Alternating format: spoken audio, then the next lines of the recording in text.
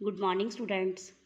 आज हम पार्ट 3 शब्द और उनका वर्गीकरण के बारे में पढ़ेंगे। परिभाषा: निश्चित अर्थ को प्रकट करने वाले वर्ण समूह को शब्द कहते हैं, अर्थात अनेक वर्णों के मेल से बनी सार्थक एवं स्वतंत्र ध्वनि को शब्द कहते हैं, जैसे कमल, राम, लड़का आदि। शब्द वर्णों का ऐसा समूह होता है जिसका एक निश्चित अर्थ होता है।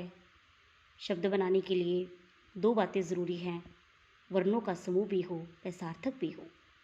शब्द की विशेषताएं: शब्द की निम्नलिखित विशेषताएं होती हैं। शब्द का निर्माण एक या अनेक वर्णों के योग या मेल से होता है। शब्द एक स्वतंत्र इकाई है।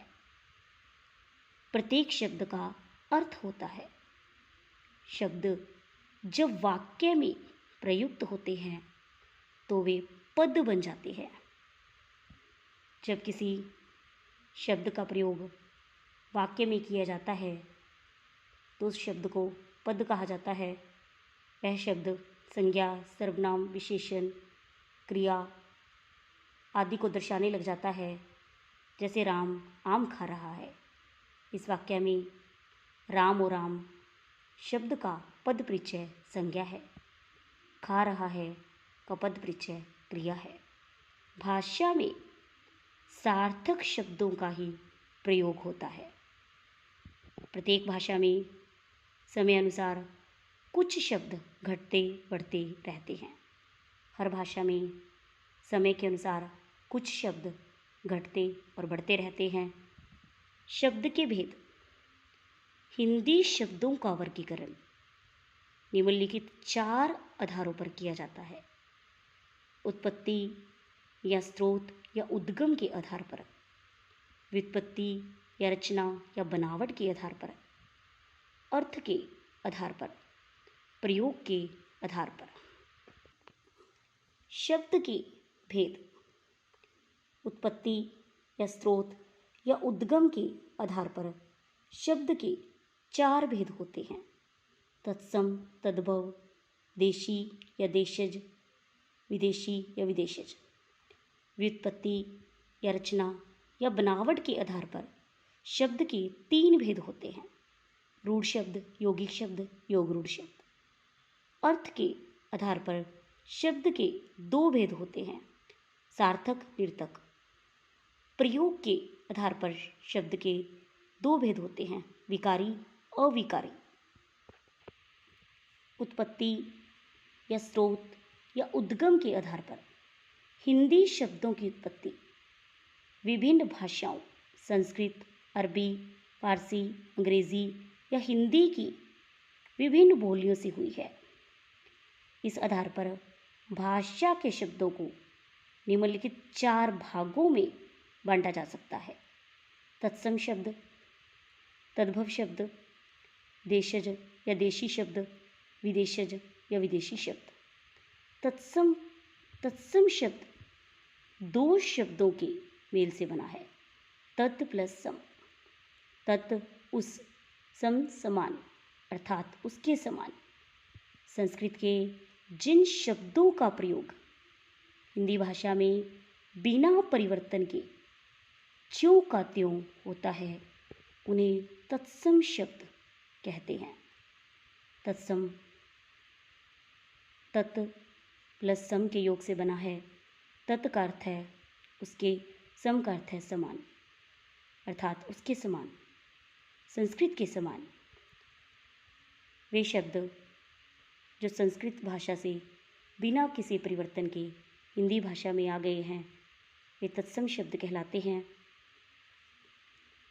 जैसे मस्तक, हस्त, सूर्य, सप्त, दंत, नृत्य, ये तत्सम शब्द कहलाते हैं।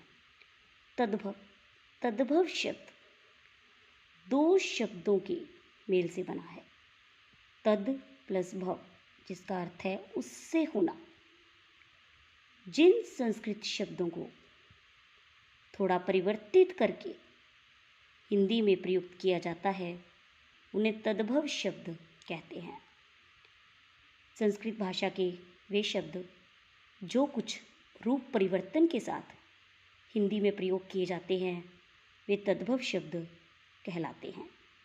जैसे तत्सम शब्द मस्तक का तद्भव रूप माथा, सूर्य तत्सम शब्द का तद्भव रूप सूरज, दंत का दांत, हस्त का हाथ, सप्त का सात, नृत्य का नाच। माथा, हाथ, सूरज, सात, दांत, नाच ये तद्भव शब्द कहलाते हैं। देशज या देशी, देश में पैदा हुए ऐसे शब्द जो हिंदी की विभिन्न बोलियों से हिंदी में आए हैं उन्हें देशज या देशी शब्द कहते हैं। जो शब्द क्षेत्रीय प्रभाव के कारण हिंदी भाषा में आ गए हैं उन्हें देशी शब्द कहते हैं। जैसे लोटा, पगड़ी, झोला, पतीला, खिचड़ी आदि। विदेशज या विदेशी शब्द, जो शब्द विदेशी भाषाओं से हिंदी में आए हैं उन्हें विदेशज या विदेशी शब्द कहते हैं। भारत में विदेशों से अनेक लोग आए जो अपने साथ अपनी भाषाएं भी ले आए। विदेशी जातियों के प्रभाव से भी जो शब्द हिंदी में मूल रूप में प्रयोग किए जाते हैं उन्हें विदेशी शब्द कहा जाता है। जैसे अंग्रेजी से स्टेशन, टेलीफोन, डायरी आदि, अरबी से आज़ाद, औरत, सबूत, किताब आदि, फारसी से आदमी, खून, दीवार, जानवर आदि, तुर्की से चाकू, लाश, तोप, कालीन, चीनी से चाय, लीची, पुर्तगाली से कप्तान, कमरा, चाबी, साबुन, जापानी से रिक्शा, डच से बम्ब, तुरुप। ये सारे शब्द विदेशी भाषाओं से हिंदी में आए हैं। इन्हें विदेशज या विदेशी शब्द कहा जाता है। व्युत्पत्ति या रचना या बनावट के आधार पर, इनके आधार पर शब्दों के निम्नलिखित 3 भेद किए जाते हैं। रूढ़ शब्द, यौगिक शब्द, योगरूढ़ शब्द। रूढ़ शब्द, रूढ़ का शाब्दिक अर्थ है प्रसिद्ध।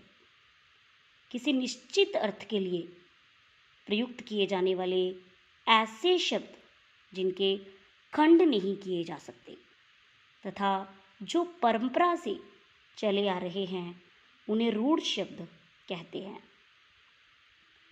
जो शब्द परंपरा से चले आ रहे हैं, जिन शब्दों के टुकड़े करने पर उन टुकड़ों का कोई अर्थ ना निकले उन्हें रूढ़ शब्द कहते हैं। जैसे पानी, पा प्लस नी, घर, घ प्लस र। इन शब्दों के टुकड़े करने पर इनका कोई अर्थ नहीं निकलता, ये रूढ़ शब्द हैं। उसी प्रकार पुस्तक, रोटी, मकान, इन शब्दों के भी टुकड़े करने पर इनका कोई अर्थ नहीं निकलता, तो ये रूढ़ शब्द हैं। यौगिक शब्द, ऐसे शब्द जो 2 या 2 से अधिक शब्दों के योग से बने होते हैं, यौगिक शब्द कहलाते हैं। इनके खंड किए जा सकते हैं तथा इसके प्रत्येक खंड का अर्थ होता है। यौगिक शब्द 2 या 2 से अधिक शब्दों या शब्दांशों के योग से बनते हैं। यौगिक शब्द उपसर्ग, प्रत्यय, संधि, समास द्वारा बनाए जाते हैं। जैसे दीपावली शब्द दीप प्लस अवली, रसोई घर शब्द रसोई प्लस घर, मानवता मानव प्लस ता के मेल से बना है। ये सभी शब्द 2 शब्दों या शब्दांशों के योग से बने हैं। इसमें प्रत्येक शब्द का एक अर्थ है। इन शब्दों के अर्थों को मिलाकर ही मुख्य शब्द का अर्थ बनता है। योगरूढ़ शब्द, ऐसे शब्द जो दो या दो से अधिक शब्दों के मेल से बने होते हैं, परंतु वे अपने सामान्य अर्थ को छोड़कर किसी विशेष अर्थ का बोध कराते हैं, उन्हें योग रूढ़ शब्द कहते हैं। जिस यौगिक शब्द से किसी विशेष अर्थ का बोध होता है, उसे योग रूढ़ शब्द कहते हैं। जैसे जलज, जल प्लस ज के योग से बना है, इसलिए इस शब्द का अर्थ है जल में जन्म लेने वाला। इस दृष्टि से इसके कई अर्थ निकलते हैं: कमल, मोती, शंख, चंद्रमा, मछली आदि। परंतु जलज शब्द इन अर्थों में से केवल कमल के लिए रूढ़ हो गया है। इसके अन्य उदाहरण पंकज यानी कीचड़ में उगने वाला, किंतु कीचड़ में उगने वाली हर चीज़ को हम कमल नहीं कह सकते। यहाँ पंकज शब्द कमल के अर्थ में रूढ़ हो गया है, इसलिए पंकज शब्द योग रूढ़ शब्द है। नीलकंठ शब्द शिव या मोर के अर्थ में रूढ़ हो गया है, इसीलिए नीलकंठ शब्द योग रूढ़ शब्द है। दशानन यानी 10 मुख या सिर वाला, किंतु हर व्यक्ति जिसके 10 मुख हों उसे हम दशानन नहीं कह सकते। दशानन शब्द रावण के अर्थ में रूढ़ हो गया है, इसलिए दशानन शब्द योग रूढ़ शब्द है। उसी प्रकार गिरधर शब्द कृष्ण के अर्थ में रूढ़ हो गया है, गिरधर शब्द योग रूढ़ शब्द है। धन्यवाद।